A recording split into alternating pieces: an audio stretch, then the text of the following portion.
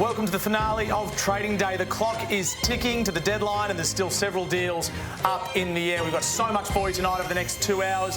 After 7:30, we're going to chat to Rob McCartney from the Hawthorn Football Club and also Stephen Wells from Geelong. There's now, what is that, just under half an hour until that deadline, and we welcome David King and Lee Montagna. Tom. Looking forward to hearing your thoughts a little bit later on, or just after this man, John Ralph from the Herald Sun. The deals are flying. Jordan Clarke has a new home. Brings up to speed. It just got a little bit crazy. So we're half an hour to the trade deadline and we might still have bombshells and shocks and revelations. I think it's unlikely. There are still deals in the wind. So Jordan Clarke is a Sydney player after Adelaide moved Melbourne's first rounder to the Swans. Only 3 minutes ago, Jordan Clarke became a Fremantle player. Darcy Fort is a Lion. John Segler is a Cat. Hawthorn had a crack at Luke Bruce, but he was not interested in heading north. But the Jordan Clarke deal, as I reported 10 minutes ago, he gets his way. Fremantle gives up pick 19 and a future third rounder, which was the Geelong demand. But Geelong sweetens the deal. They give back a future fourth rounder.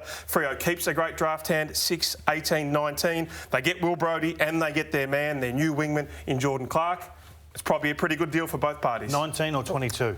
They keep 19, they give up 22 and a future third rounder with a fourth coming back. Well, they got their man. Took a long time. A lot of fighting over 3 spots in the draft, and I know you're big on that, and we'll get to that later. But, you know, the kid wanted to go. He wanted opportunity, and he gets his opportunity now to actually repay the faith that the Fremantle have placed in him. And it's probably a good get for Fremantle. They just need a couple of players to add to that middle part of their list, which we'll go through later on, that in my opinion, is well short of giving them an opportunity to win a flag in the next couple of years. So, Joey, Fremantle were adamant they had to keep hold of pick 19. Why do you think that pick is so valuable to them? Yeah, it's a good point, Tom. It's really valuable because it's the first pick of the second round. And what that means is it's the first pick on day 2, and it means overnight every other club has the opportunity to assess the board, have a look at where they rated players. And if there's a player still on the board that they had rated in the first round, they can work with Fremantle to trade up into the draft, to trade up to pick 19 or to be probably pick 22 by the time the first pick of the second round comes.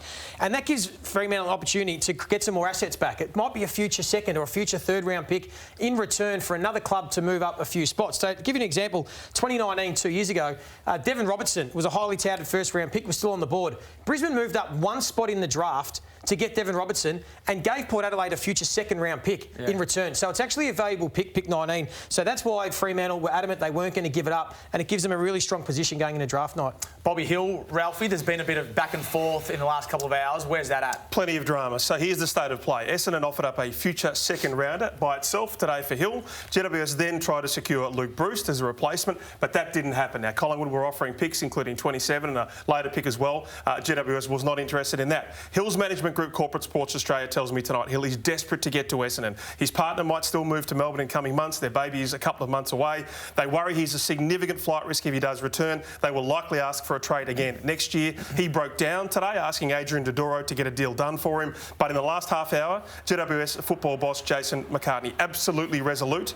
This will not happen, he said. It's not dead. It never really started. He will finish his contract at the club. So there is a risk to it, guys, but they just didn't feel like they could get in any type of player that would allow them some cover for Bobby Hill to leave the club. Yeah, it is an issue that the Giants are short in. They don't have a plethora of small forwards. They've got Brent Daniels, who breaks down a fair bit with injury. Bobby Hill, highly talented youngster.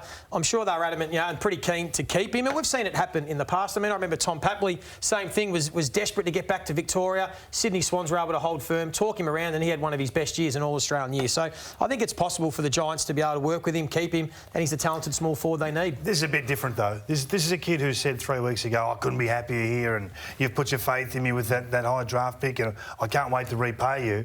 And then with 3 days to go in the trade period, he says, I want out. This is a different circumstance. I think the player has to take some responsibility here, and the management group of that player. It's easy to say, I want out today, and if the deal doesn't get done, going back's awkward. But it's only awkward because of what Bobby's done.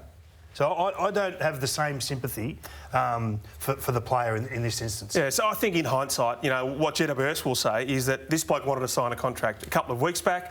Quite clearly the Rory Lobb situation got thrown up, and so it was seen as a possibility that he might be thrown into that. So was it opportunistic? So I think that's something that Corporate Sports Australia in hindsight will consult. Look, he did return midway through the year to be with his partner, and I think he felt like GWS wasn't as overwhelmingly positive about it as maybe was painted to be. And as has been put to me, he's a 21-year-old kid. He's about to have a bub in a couple of months. He wants to be near his cousin. He wants to be near, both of his cousins, of course, Courtney Ugle and also Brad Hill. So let's not bash him up too much. Not bashing him. Yep. And now it's up to GWS to put their loving arms around him and make sure he stays long term. Which they've been looking to do all along. They haven't acted outside of that in any way, shape or form. All of this has come about because of Bobby's choices. So I think it's easy to say, oh, it's difficult now to go back and all these sorts of things, but this has only happened because of the player. And if Bobby plays great football next year, and he might be upset, he plays great football, he gives them very early warning, he has a fantastic season, where you trade into any one of those 10 Victorian clubs and you get a win-win, better than, of course, the pick, which would have been a future second rounder. If it was truly compassionate reasons and that was it, Bobby Hill would have said half an hour ago, I'll go to any Victorian club, just get me back to that state. But he was so adamant that he's got to go to Essendon.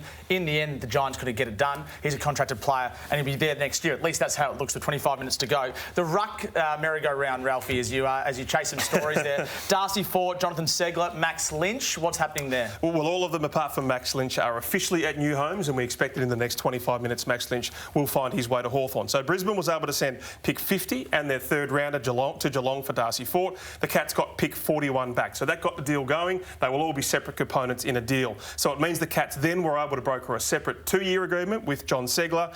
We're still not sure of the back-end pick there, potentially that third rounder. Haggling over recent days in terms of how much Hawthorn would pay of that. It's now a 2-year deal, so they'll spread that money over 2 years. So Segler's move to Geelong will then free up those picks and the list spot for separate trades with Lynch to the Hawks. Right now, Peter Adams is likely to get to Sydney. Pick 31 on a slide of 12 to 16 is one of those things, but it's taken a lot of time. The deals are done. I suppose, Kingy, the question from looking at the list is, first of all, is Darcy Fort in their best 22 at the Brisbane Lions? Can you see him being the number one ruckman and potentially McInerney forward? And then secondly, is John Segler in the starting 22 for Geelong round 1 next year? I think Segler is. Yeah, I think Segler's a lock. I mean, you're looking for small marginal improvements for the Cats, isn't it? I mean, they've been in the window for a decade. We'll talk about that later on, but they've got a bona fide tap ruckman. Yeah. When's the last time they had a bona fide tap ruckman? Brad Otten's in. Well, they just signed Stanley for 2 years, didn't they? So they think. And Stanley shows he does have a role. Yeah, absolutely. So Jonathan Segler, this deal here, Ralphie, Brisbane's future third, and Hawthorn, sorry, not Brisbane's, Brisbane's future third. Hawthorn will pay some of that money. How much money do we know that Jonathan Segler is making from Hawthorn, and how much is he going to be getting paid by Geelong next year? Well, I think they were prepared to pay $200,000 of his $350,000 deal. Yeah. So it might be that he's got a 2-year deal at $400,000 or $450,000, and they'll pay $200,000 of that. Look, I know that Hawthorn fans will be saying, "Oh, hang on, we've got rats and mice picks," but the whole point is they can upgrade from a 30-year-old with lots of miles on the clock to a 23-year-old in Max Lynch, who we've only seen little bits of, but he looks like he could potentially one day be a first-grade ruckman, and that's a really smart deal. I think the ruck position is so often one man's trash and another man's treasure. Yep. Clubs fall in love with that new acquisition. You come in, fresh set of eyes. What can Segler do? Can he pinch hit forward? Can he go down next to Hawkins and do this sort of thing and give us 15 goals for the year while we let Stanley run around and go a little bit taller without having to compromise what they are around the clearance? I love it. I think it's great. I think they haven't given too much. No club's really given up the world for any of these players. So if it doesn't work, it doesn't really bite them long term. And hopefully it allows Blitzarves to just settle and play as a permanent defender. They've now got options with Stanley, Segler. We know Radigalea can pinch hit. And maybe it just settles that Geelong backline that looked a little bit shaky in the final series. So that Tristan Xerri deal to St Kilda seems like it will not go ahead. Right now, North are saying we want a second rounder. St Kilda is potentially offering a third rounder. But it seems, again, with 22 minutes left, that has a long way apart. Again, let's not be categoric, but it doesn't seem like he'll be moving to St Kilda. A second round is a lot for a bloke who's played 12 games in 4 years. Or are they entitled to do that in North Melbourne because he's a contracted player, Joey? Oh, that does seem a lot for me. A second round pick for Tristan Xerri, yet to show himself really that he can make it as an AFL player. I get that he's contracted, so the Kangaroos have the upper hand. But if they don't get him, it does leave St Kilda a little bit thin in the ruck stocks. We know how vital their system is to relying on their rucks. Paddy Ryder's going to be 33, injury-prone. Rowan Marshall's had his issues. It just does leave them a little bit naked in the ruck stocks. I went and had a look at all of his 35 possessions from round 6. It was only in the VFL. It was against Essendon and Brian, who's not a bad ruckman. He was fantastic. It's only the VFL, but you only get glimpses from these kids. He's 22. He was balking players. He was on the ground firing out handballs. He had 209 ranking points. He had 40 hit-outs as well. So I can understand why they would think they might keep him. The only issue for them is you've got Callum Coleman-Jones and clearly you've got Todd Goldstein. You want to play him a bit to fatten him up to get him to a trade next year. I just don't see how they play him, even though I can understand why they're so excited about him, at least at VFL level. Yeah, I think that you can still develop at VFL level. I mean, I saw Max Gawn spend years at VFL level. You know, we talk a lot about clubs going ahead of time with Sam Draper. I mean, the Saints offered the world for Sam Draper. Sam Draper, isn't it? Yeah, not Scott Draper. I keep going on the tennis player. I keep getting that wrong. Yeah, Sam Draper. I remember offering a big deal ahead of time. I thought, geez, that's a massive offer. Yeah. But sometimes if you see something you want, you've got to take a risk. You've got to go and get it, because the downside is a big slide. So if they do have a couple of injuries in the ruck, who's playing ruck for them next year if something does happen to Ryder and Marshall, who's been injury prone? Jordan Dawson, let's talk about him, Ralphie, because he found a new home. Well, officially this afternoon, these were protracted negotiations between Adelaide and also the Sydney Swans. Dawson's choice, that's what he gets there. He wanted to go to the Crows and he'll sign a 5-year deal. He has signed a 5-year deal there. How do these negotiations play out over the last sort of 4 or 5 days? Damn you, Tom. 10 o'clock last night, I was cracking open my first scotch, or maybe my third, and you broke the news that he was officially an Adelaide player. So Sydney then accepted Melbourne's future first rounder, which Adelaide held.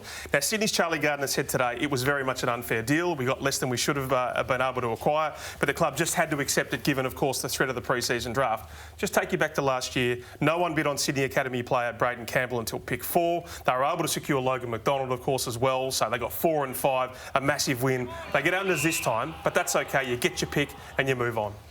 Yeah, spot on. And I mean, really, it was a tough one for the Swans, because they didn't have much of an option, did they, Kingy? I mean, he was out of contract. He was probably going to get through to the pre-season draft anyway. And Adelaide tried their best to do as much as they could, really, with the hand they had. They were going to offer up 17, which they felt they were able to get in this year's draft. In the end, it was Melbourne's future first round, which still could be anywhere between 14 and 18. We can't guarantee that Melbourne will play in another grand final, even though it looks like it at this stage. So, I mean, in the end, it was a tough one for the Swans, and they just had to take their medicine. No. I always look at it from the other side. If I'm the Adelaide Crows, I wouldn't have been offering anything. Yeah. So we're walking this guy. Well, they were playing fair, and we're going to keep that pick. That could be 14's a valuable You're a bit more pick. ruthless, though, King. Well, I think that when you're at the bottom of the table, you've got to be a little bit ruthless. I mean, why do you have to be handing out sugar to everyone? I mean, it's just not how it works. And I know you can upset a few, and it might affect some deals down the path. Well, that's part of the game. Yeah. I think if you do that, then all of a sudden you say to the next bloke, we love you, but we only love you enough to give you 2 months of agony until November 25 until we drag you through. So the Crows? For the Crows. Well, the Crows would go to the player and say, look, we want to be the best list we can be as quick as possible, and to get you to walk through the pre-season draft, we hang on to pick 14. Could be a star, could elevate our club quicker than if we give it to Sydney, clearly. So I think it's an easy sell. I think you want to deal in good faith, though, don't you? Because, as you said, you've got to deal with these clubs year on year, and if you come across as... You reckon it'll come back? I reckon it's somewhere along the line it'll come back, and if you've tried to deal in good faith, you'd like to think it'd get returned. I don't think the clubs are that ruthless. They're already disappointed with getting the future first. Yeah.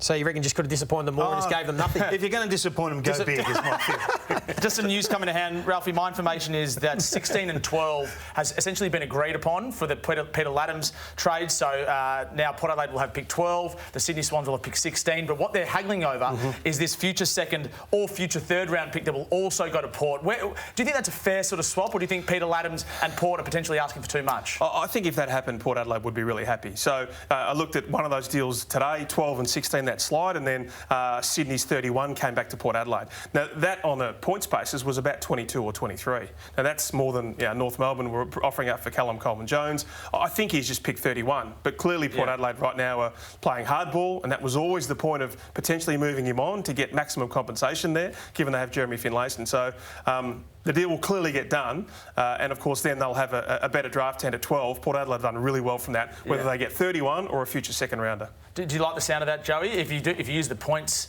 system, I don't like 22 or 23. I don't like using that point system because it's really you're getting the 12th best player in the country or the 16th if you're sliding back. So is that a big difference? Those 4 picks. I think it's a good one for Port Adelaide. To move up to pick 12 in the draft. Swans are obviously playing on tilt. They're a bit angry at what happened with the Jordan Dawson deal, so they might not be playing niceties. I think in the end it seems like something will get done, and it's all pretty fair. Yeah, I think we've talked about this. Is it a buyer's market or a seller's market at the moment? And this selection and this contracted player is a totally different kettle of fish. So the deal will get done. Sydney will be happy. They get that second forward. What it does for their lineup is what we'll get to later on. That ability to have the guy play 30% ruck or 40% ruck and be a deep forward threat is worth more than just an elevation of 4 picks. You talk about playing on tilt. I think Peter Adams will have a point to prove next year, which is fantastic for Sydney. So, grew up loving Port Adelaide, grew up a stone's throw from there. Thought he would play his career there, and then his exit meeting all of a sudden. Now, whatever happened, all of a sudden he realised that he wasn't wanted there. What he's loving, he's going to Sydney, where Dean Cox, the best modern ruckman of all time, would be effectively his ruck coach. Hasn't even had a ruck coach at Port Adelaide. They're open-minded about him playing some ruck, and of course some forward line play as well. I reckon he played pretty well against Port Adelaide next time around. Yeah, absolutely. And Tom Hickey will be 31. I mean, he had a terrific year, Tom Hickey, and still got a couple of good years in the ruck, but then Laddams can transition. And I think that's what a lot of players want in this trade period. They want to go to a club where they're loved and they're valued and they're wanted. And sometimes that's all the difference is between a player not performing to his best and playing at a much higher level, and why we see it so often when they go to another club, because they feel valued. And that's what someone like Peter Laddams would probably want, and he will feel when he gets to the Swans. There's just some news breaking at the moment, Ralphie. So Port Adelaide will get 12 and a future third, Swans get 16. So as you said then, it's the future third rather than the future second. I think that's a fair deal, and I don't think that necessarily pushes very hard in Port Adelaide's favour. I think both clubs win out of that. There we go. That's the deal. We love that. So Peter Laddams joins the Sydney Swans for that deal we just mentioned. Clearly Port wanted him out, Kingy, and they get what they want, and Peter Laddams gets what he wants as well. Well, I think they were happy to lose him, but for the right price. And I think that is... all parties are happy there, I think. So Sydney's third rounder would be about 45. As you said there, 12 and 16, you might get the same player. So ostensibly, if it is Sydney 45... Sydney have done well out of this, I think. Yeah, absolutely. The one thing you miss with the list builds is that this ruckman gets to grow with this young group. Yep. And they can play a lot of football together. It's hard to chop and change when you get those 31-year-old ruckmen come in. They're great for a couple of years, and then you flip to the new model, and you've got to reset again. So that shared experience of having that group come together, I think is a canny selection. And it means now that Scott Lycett absolutely needs to stand up. Now, he's had a great few seasons there. They've got Sam Hayes, who's a really good tap ruckman, a really quality tap ruckman. Jeremy Finlayson's saying that he wants to pinch hit in the ruck, which he's been able to do at times, but you certainly wouldn't want to lose Scott Lycett early on. No, and I think at some stage Sam Hayes had to get his opportunity. We've heard a lot about him. He's now 22 years of age, been on the list for a number of years, big raps. So now we're going to get the chance to see him at some stage, you would think, throughout the next couple of years. So if he is as good as what Port Adelaide is saying, I think that's probably why they've been happy to move Laddams on, because they've still got Lycett in the prime, and they've got a young up-and-coming ruckman who they rate highly. It is the one position you can get wrong. Because if your list is building towards contention, you can go and spend a first-round pick at that stage and get the Darren Jolly type in, or get the Brad Ottens type in and pay a little bit overs when you're there. Just repeating that news, Ralphie, the Peter Laddams deal is done. Yep. The ruck deals are done. Jordan Clarke is done. We've got more to come after the break. We're going to talk the Hawthorn Football Club, but on November 24, it's the national draft and the next night as well. As always, you can watch both nights here on Fox Footy. We talk about the players, but we should mention the families who ride every bump of the roller coaster that is a young man's football journey. Right around Australia right now, are right on the edge of their seat. Well, they are. With pick 2, the Adelaide Crows have selected Riley Philthorpe from West Adelaide. You got mauled on the couch there a moment ago. The family went crazy. With pick 17, Oliver Henry from the Geelong Falcons. With pick 9, the Essendon Football Club have selected Archie Perkins from the Sandringham Dragons. A wonderful smile there and a tear in the eye. Western Bulldogs have matched the Adelaide Crows' bid for Jamara Ugelhagen from the Oakley Chargers. What a moment, what a special, beautiful moment. Oh, it is. Look, those pictures are just absolutely brilliant, aren't they? The emotion, it gets to work very shortly, but what a moment for the family.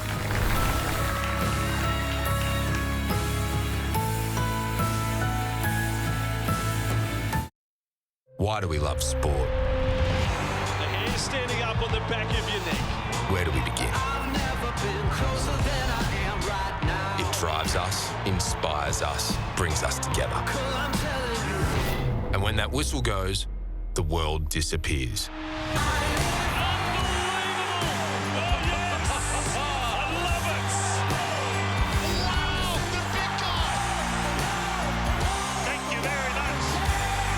Never predict it, but we can always rely on it. For these thrills, that joy, this romance, this fine batsman rises again. Oh, it's beautiful. Those feels. Take a bow. For our team, for our passion, for the love of sport. Welcome back to Trading Day. It's a huge month of sport coming up on Foxtel. You don't want to miss any of that. Also, you don't want to miss any of what we're coming up on Trading Day because we've got Colin Young not far away. He's the manager for Bobby Hill and Rory Lobb. We'll chat to him, and also later on Rob McCartney from Hawthorn and Stephen Wells from Geelong Football Club. Kingy and Joey want to talk about Hawthorn, but first of all, Max Lynch.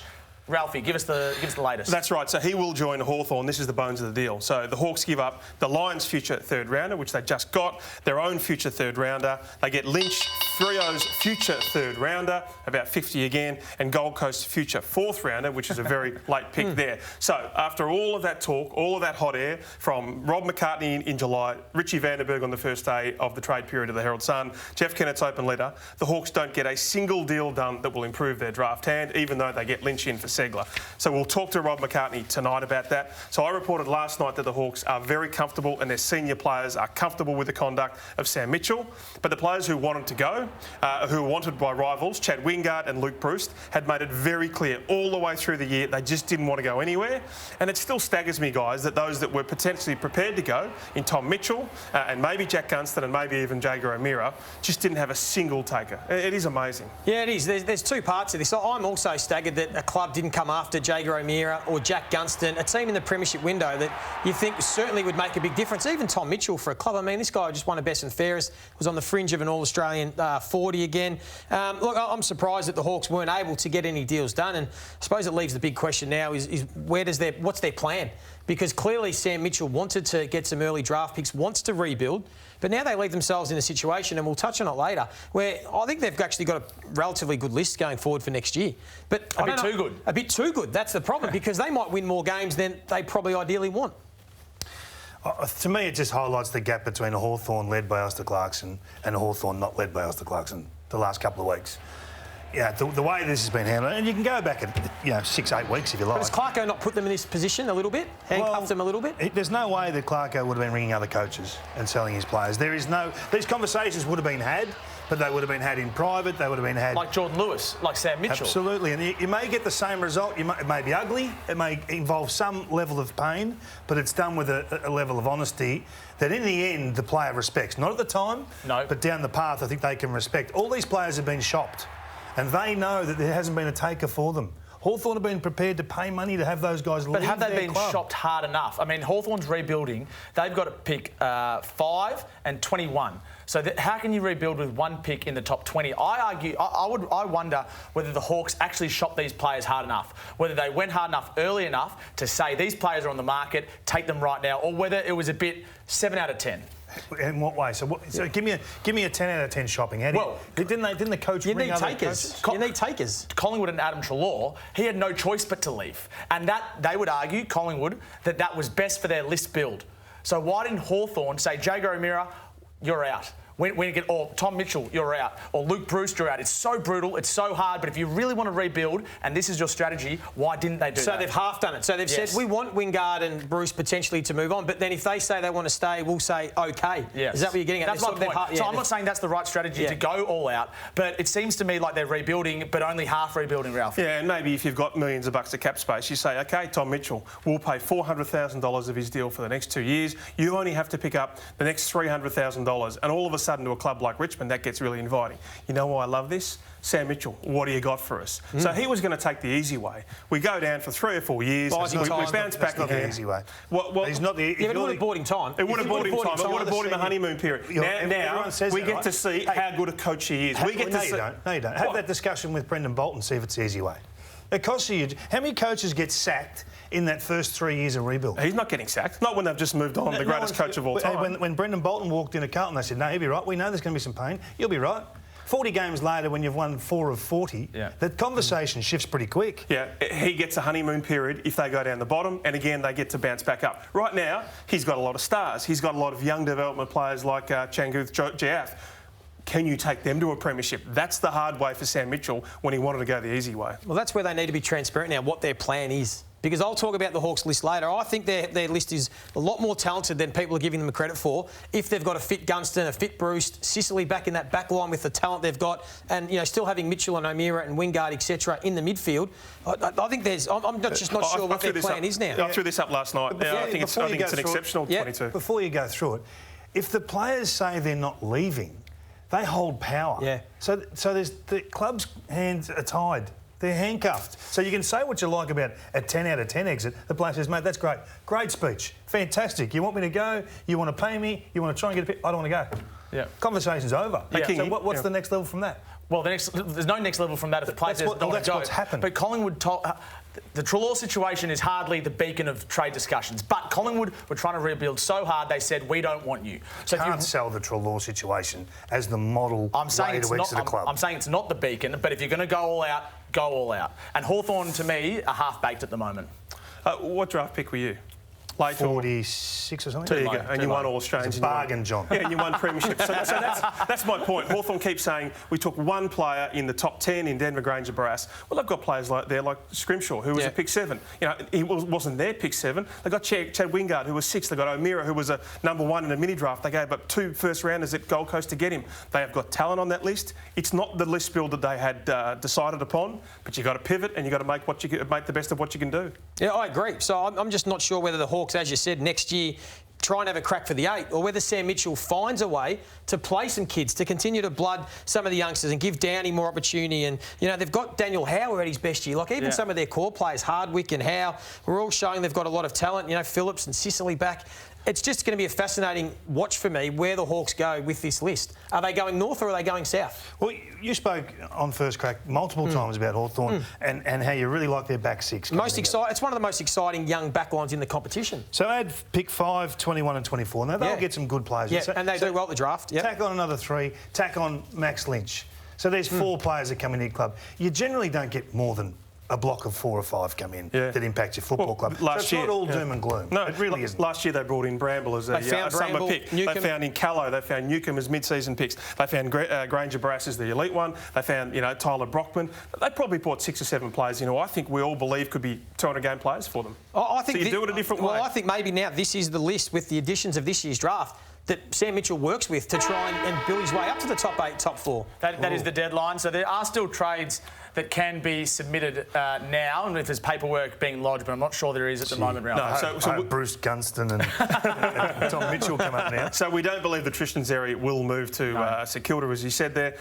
So my concern for St Kilda, and they might still add another ruckman, call it a Mason Cox, but they didn't get the backup ruckman that they wanted, and we saw what happened this year when their 2-star ruckman were injured for significant parts of the year. Yeah, they'll have to get creative, whether it's a pre-season draft, whether it's the national draft, see if they can try and find a backup. All right, it's time to speak to Colin Young, who's the manager for Rory Lobb, and also Bobby Hill, both of whom didn't find new homes this trade period. Colin, we really appreciate your time on trading day. Tell us how you reflect on the last 48 to 72 hours for your clients.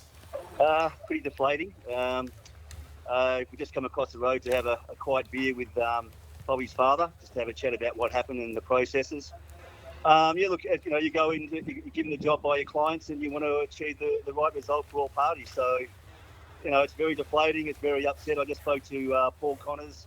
We call him Bobby Sugars. He did a magnificent job. And it's the reverse. They did a great job and got their players away. And we had a couple that were in play and it didn't happen, unfortunately, but that's the business we're in. Colin, there's been a bit of noise about Bobby Hill being unhappy to stay in Sydney for compassionate reasons. He wants to go to Victoria. If those compassionate reasons were legitimate, why was he not happy to go to another club aside from Essendon? Well, I think logically it's legitimate because it wasn't a contract, 5 years by a mil or 5 years by 800. It was just a contract which is similar to he's on right now. And I know there's speculation about, the agents go to their trade book and try and get things done. We actually did this. It was a legitimate trade for compassionate reasons. And, Bobby's cousin plays at Essendon. Bobby rang Essendon himself to try and get the trade done before we even got a chance to get on the phone. Ian flew down his father from Newman today to be by Bobby's side to work him through it, and, with what's going to happen today. So it was a legitimate reason. The right things were there. I thought it could get done. With Rory and the contract. I just thought there was all the right key elements to get this deal done. What happens now? I assume he has to go back to GWS, and is it a fait accompli that he will request a trade in 12 months' time from now? Look, I don't think anything changes. I think Jace was on the radio a lot long ago saying that, the child's due to be born in December, so I think Bobby will be here with her till at least December. And then, obviously, there's 10 months of the season, so obviously Bobby's pretty deflated right now, and he's going to have a drive to Northern to be with the family tonight. We'll give it 3 or 4 days' time. We'll catch up. We'll see how it all sits. Obviously, he's pretty upset because he done a lot of work himself, talking to relatives and in the Indigenous climate community in Melbourne. So, talking to Brad Hill this morning about it. Even Brad agreed that it was the right thing to get him down to Melbourne. Unfortunately, he wasn't secured of it, Enfield. But yeah, no, I think we all know. The panel knows it's a business, and this is going to happen every year. It happened with Dunkley last year, and he won a flag. So we just move on straight away. We pick up the pieces. Very deflating, upsetting, but we move on. What did you have to say to the GWS Giants? You weren't able to get Rory Lobb to the Giants, and they didn't let Bobby Hill leave the Giants. So what are you saying to Dave Matthews, the CEO, or Jason McCartney, the head of football, tonight? Oh, look, we haven't had a conversation. I don't think we'll have a conversation. It's probably no need to have a conversation right now. Yeah. And Andrew McDougall is Bobby's direct manager. So Jason and Andrew were on the phone probably only 2 or 3 times over the last 3 or 4 days. So they'll probably touch base in the next couple of days. I just felt there was a deal to be done there. I thought that GWS would love the big forward. They've got a great list. They've put a great list together. They're not far away from it. They had injuries this year. They're really close. Rory could just add to it. Fremantle are on the build. As I think Kingy says, they've got a great future. They could get a couple of picks, like Essendon did with Danaher last year and Orazio. That fixes that up. Bobby goes to Essendon and GWS. It all just seemed to fit, but it didn't work out. Sometimes the best plans don't work out. Colin, you review how this unfolded. In hindsight, did you give your player enough chance to get to Essendon, given this only really happened on, Friday afternoon when the discussion was made and then Tom broke the story? With Bobby? With Bobby, yep. Look, I think we did. There's been discussions over a long period about Bobby and where he was with partner, with Jace over the year. And I'm not sure if Jace may have heard the back of one of our conversations where I said, I might be able to help with Roy's contract.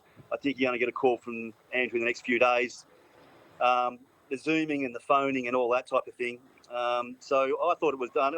And then, look, as you just mentioned, or the media mentioned today, Essendon offered future second, so it wasn't outrageous.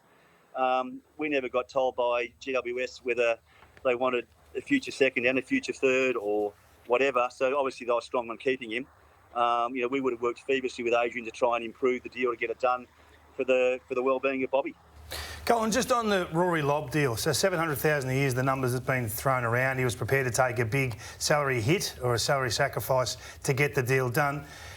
Was it ever close? I mean, you've done such a great deal to get that finance in the first place, but was it ever close with GWS?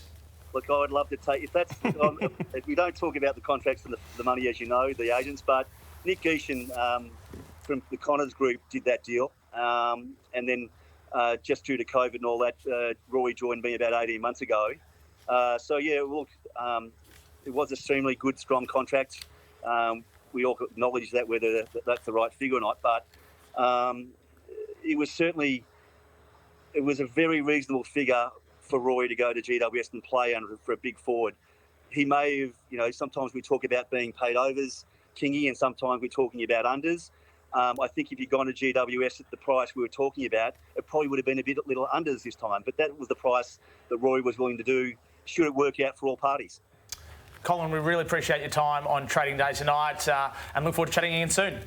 We'll see you in 12 months, guys. Thanks to Colin Young, the player manager for Rory Lobb and Bobby Hill. Just a quick word on that before we get to the Adelaide Crows. It just staggers me that, and I asked him the question, that Bobby Hill wouldn't want to go to any other Victorian club if it was so compassionate, the reasons he wanted to get back to Victoria. Yeah, and look, I've asked Colin that exact question, and he says, you think we didn't ask all of those 10 clubs? And there were 3 clubs that were vaguely interested, and Essendon had those points, had that future second rounder. I think in hindsight, clearly they should have made the Collingwood was the club. Collingwood was keen. Collingwood presented to him. Yeah, so there's that, and then there is also the timing. If GWS had 2 more weeks to try and find that small forward. So, yeah, I don't think they nailed their execution perfectly, but it's a pretty tough afternoon there when you've got Ian Hill, his dad, and you're having a beer there and you're trying to say, I'm sorry, mate, we didn't get it done. So maybe in 12 more months. You've got to give the club some ammunition here and some right to hold the player. Yep. I mean, they've invested in that player, they've developed that player, it cost them a high-level pick at the start. Pick 24. The kid's happy up until 4 days ago. I think the Giants did the right thing, by the way. I really do. Unless a deal was favourable to them, I think the Giants did absolutely the right thing. He's got a year left in his contract. They're trying to win a flag. All right, let's get to the clubs. Let's talk about all 18 clubs, and we'll start with the Adelaide Crows. Ralphie, I just want you to repeat what that Jordan Dawson deal is, if you can. Then I'll get Joey and Kingy's thoughts on where the Crows are at. So the Melbourne future first rounder. Now, Melbourne have been pretty temperamental, but I think we all feel they'll finish in the top 4 again. So something between 15 and 18, which probably gets pushed back a few picks by father-son picks, including Marcus Ashcroft's son at Brisbane. So what we're going to do is try and work out what sort of windows are available for these clubs to get to the point where they can contend for a period.